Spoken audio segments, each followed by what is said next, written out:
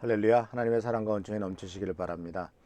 5월이 왔는데 벌써 봄이 벌써 시작된 지 한참 됐는데 정말 봄이 왔는데 봄 같지 않은 날씨들이 되고 이제 5월 됐으니까 조금 따뜻해지면서 계절의 여왕의 5월 같은 축복이 임하길 바랍니다. 그리고 또한 코로나 바이러스가 이제 날씨가 따뜻해지면 조금 이제 좀 속으로 사그라드는데 빨리 백신이 다 맞게 되고 또 부작용이 없이 잘 맞게 돼서 코로나 바이러스가 종식되기를 기도합니다.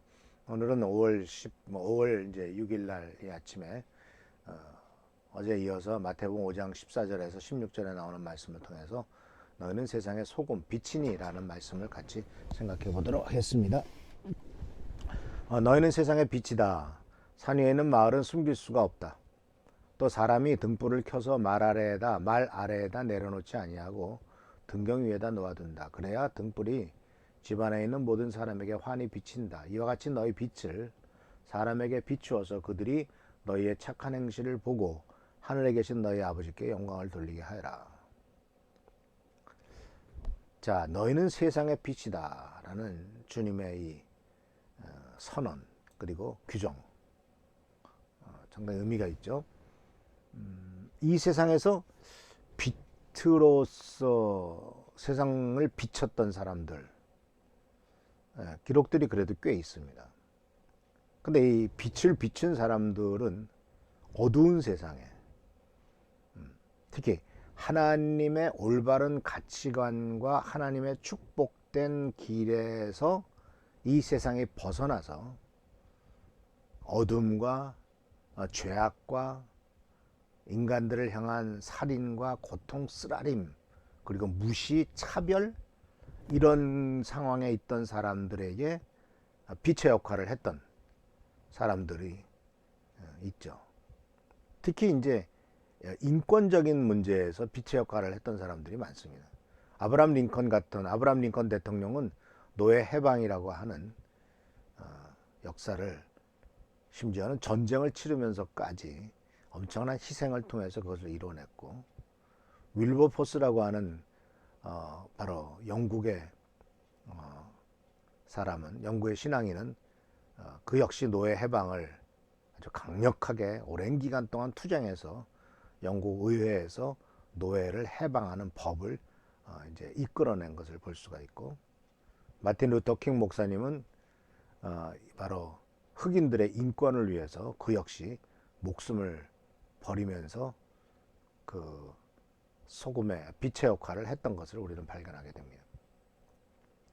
근데 이 빛의 역할을 한다는 것은 참 오늘 말씀을 보면 너희는 세상의 빛이다.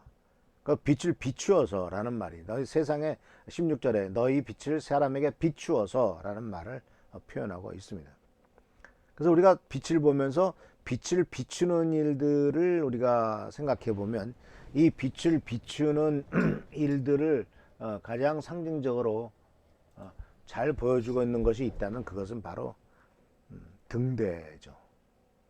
등대. 말 그대로 우리나라는 등대라고 하지만 영어로 라이트하우스입니다. 빛의 집이에요. 빛의 집. 이 등대는 바다에서 항로를 비추고 또 여기에 암초가 있다. 여기에 뭐가 있다. 해가지고 깜깜한 밤에 먼 데까지 빛을 비추는 것을 볼 수가 있습니다. 물론 지금은 이제 저 위에 인공위성이 떠 있어서 GPS나 여러 가지 많은 과학적인 기술로 말미암아 좀 더 쉽게 갑니다만은 이런 것이 없었을 때의 등대는 정말 밤에 배가 가는 데 있어서 해안가에 가까이 왔을 때는 아주 생명의 역할을 발견한 것을 볼 수가 있습니다. 그래서 비추는 것은요 두 가지가 있죠. 자기가 불을 내서 등대는 자기네들이 불을 내서 비추기도 하고 밤에 만월이 되었을 때 다른 햇빛의 밭을 반사해서 어둠을 비춰서 정말 보름달이 되었을 때는 아주 세상 밤이지만 밝은 것을 발견할 수가 있습니다. 그러니까 이 빛의 특징은 다른 것을 비추어서 환히 드러내는 일을 하는 거죠. 동시에 빛을 비추어서 방향을 제시하기도 합니다. 그래서 이 잠언에 보면은 뭐라고 말하고 있냐면은 하나님의 말씀은 내 길의 등이요, 내 길의 빛이요, 내 발의 등이니이다 라는 말 썼어요. 이 내 길의 빛이요 내 발의 등이다 라는 말 썼을 때, 등은 발 앞에 한 걸음 한 걸음 걸어갈 때 발 앞에 웅덩이가 있는가 돌뿌리가 있는가 뭐가 있는가를 보이게 하는 것이 등의 역할이라면, 빛은 내가 어디로 가야 된다라고 하는 방향성을 보여주는 했을 때, 물론 등도 빛을 발하기도 하고 또 빛도 큰 빛이지만은, 그러나 이와 같이 이 잠언 속에서 하나님의 말씀의 역할은 등이요 빛이라고 해서 지금 당면한 내 인생에 한 걸음 한 걸음 나가는 것과 멀리 바라보면서 목표를 향해 나가는 것을, 이렇게 두 가지를 잘 표현하고 있는 것을 볼 수가 있어요. 근데 이 빛이라고 하는 것은 성경 말씀 속에 보면은 이제 창세기부터 나오잖아요. 계시록까지 나옵니다. 창세기에 바로 하나님께서 처음에 세상을 만드실 때 빛이 있으라 라고 말씀하셨죠. 그랬더니 빛이 있었다. 그래서 이 빛은 바로 과학적으로 말하면은 창조를 일으켰던 모든 에너지를 말한다고 봅니다. 왜냐면요, 우리가 알다시피 창세기를 읽어보면은 태양, 달, 별 이런 것들이 처음 하나님께서 만들었다고 얘기하는 것이 넷째 날이거든요. 처음엔 빛이 있으라 했고, 그 다음에 궁창을 하늘을 만들었고, 뭐 이렇게 순서가 나오지 않습니까? 그 다음에 바다와 육지를 나누었고, 그래서 땅이 나왔고, 이게 첫째, 둘째, 셋째 날이고, 그 다음에 넷째 날에 공창에 빛이 있으라. 그 공창, 이 세상을 다스리는 이런 태양이 빛이 있으라 그랬고, 별과 달들이 이렇게 그날 만들어진 것으로 이렇게 표현하고 있는 것을 볼 수가 있습니다. 그러니까 이 빛이 있으라라고 말씀하셨던 첫 번째는 바로 창조에서의 에너지고, 그것이 태양빛을 의미하는 것은 아니다라는 것이죠.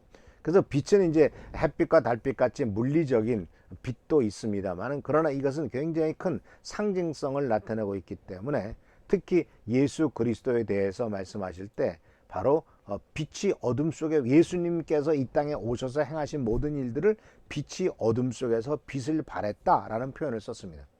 어두운 세상에 빛된 역할을 해서 이 세상의 어두움을 밝히고 또 밝은 길로 나오게 만드셨고, 동시에 인생이 가야 될 길을 보여주셨다라고 말씀하고 있고, 또 요한복음 8장 12절에서 나는 세상의 빛이다 라고 분명히 말씀하셔서, 나를 따르는 사람은 어둠 속에 다니지 아니하고 생명의 빛을 얻을 것이다 라고 말씀하셨고, 요한복음 9장 5절에서도 나는 세상에 있는 동안에 나는 세상의 빛이다 라고 말씀하셨습니다. 이건 굉장히 의미가 있잖아요. 사랑하는 성도 여러분, 나는 세상의 빛이다 라고 주님이 말씀하셨는데, 너희는 세상의 빛이다 라고 예수님께서는 제자들에게 우리들에게 말씀하셨다는 것이죠. 내가 세상에 있는 동안에 나는 세상의 빛이다 라고 말하면서, 예수님께서는 마태복음 산상수훈에서는 너희는 세상의 빛이다 라고 말씀하셨다. 예수님이 빛이신 것처럼 우리들도 이 세상을 비추는 빛이다, 그런 말씀이죠. 그래서 요한복음 12장 46절에서도 예수님께서 스스로 말씀하셨죠. 나는 빛으로서 세상에 왔다. 그것은 나를 믿는 사람은 아무도 어둠 속에 머무르지 않도록 하는 거죠. 그러니까 예수를 믿는 사람들은 어둠 속에 머무를 이유가 없고 필요가 없어요. 숨길 것도 없고 모든 것이 다 드러나기 때문에 주님 은혜 안에서 우리가 솔직해야 될 표현을 알 수가 있죠.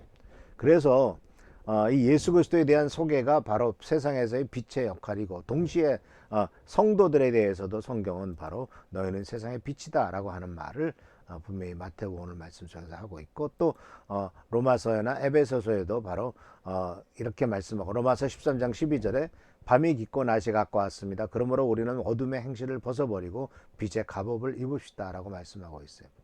그래서 이 말씀 속에서 우리는 이 너희는 세상의 빛이다 라고 말했을 때, 이제 제일 중요한 것은 나는 예수님도 세상의 빛이었던 것처럼 나도 세상의 빛이다 라고 하는 자기 자신의 정체성의 문제가 있고, 그렇다면 구체적으로 어떻게 빛을 비치느냐 했을 때, 그것은 결국은 빛의 모범이신 예수님의 삶을 따라가는 거죠. 예수께서 행하신 길을 우리도 따라가면서 그대로 하는 것 아니겠습니까? 예수님께서는 너희의 빛을 세상 사람들에게 빛이라고 말했을 때, 우선 자기 자신이 다 드러나는 것이죠. 그러니까 주님께서는 이 말씀 속에서 착한 행실을 통해서 너희 하늘에 계신 아버지께 영광을 돌리게 하라 했을 때, 이 너희의 빛은, 이 세상 사람들에게 비추는 우리들의 빛은 선한 행실이다는 얘기예요. 하나님 앞에 흠없는 자녀로서 드러나야 되네. 흠이 없고 순결해져서 구부러지고 뒤틀린 세계 가운데 하나님의 흠없는 자녀가 되어야 됩니다. 그래야 여러분은 이 세상에서 별과 같이 빛날 것입니다. 그러니까 별과 같이 빛나는 길은 세상에서 성공하는 길이 아니라 바로 흠이 없고 순결한 삶이라고 말하고 있어요. 또 형제를 사랑하는 자, 바로 요한 1서 2장 10절에서 말하는 것처럼 자기 형제를 사랑하는 사람만이 빛 가운데 살고 있는 사람이며 그런 사람은 다른 사람들을 잘못되게 하는 길이 없습니다.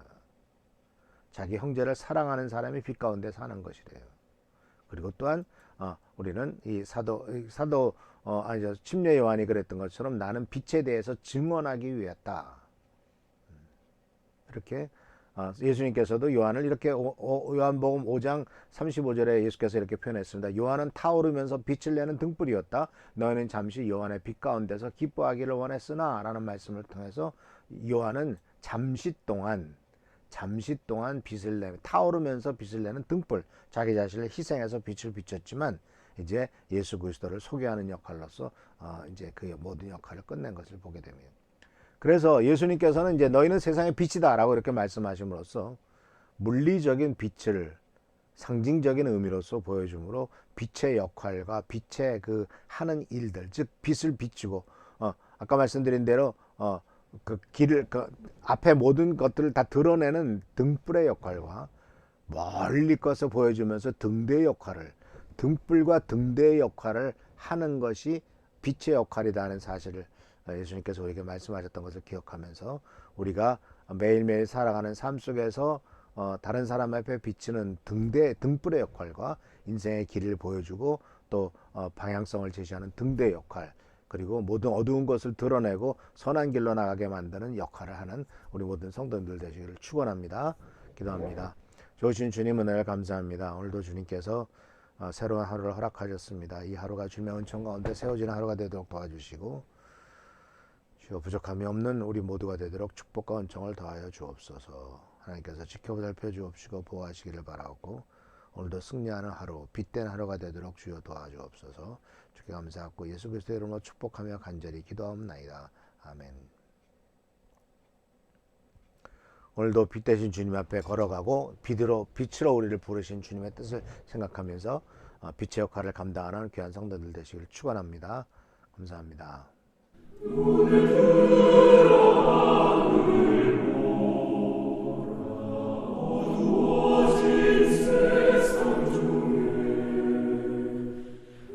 있는 자요